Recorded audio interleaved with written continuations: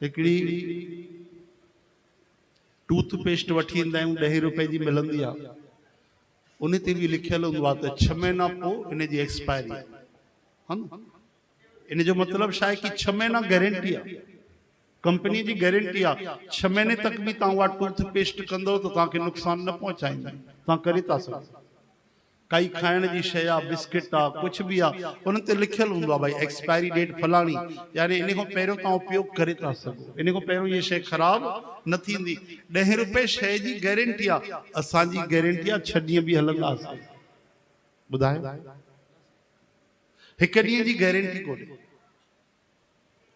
लेकिन ॿुधायो पोइ बि असांखे चैन आहे, भजन कयूं था, वणे थो भगवान, नथो वणे। जेको लोक संभाले, परलोक संभाले, असांजा पित्र संभाले, पूर्वज संभाले, उन भगवान में असांजो ध्यान आहे।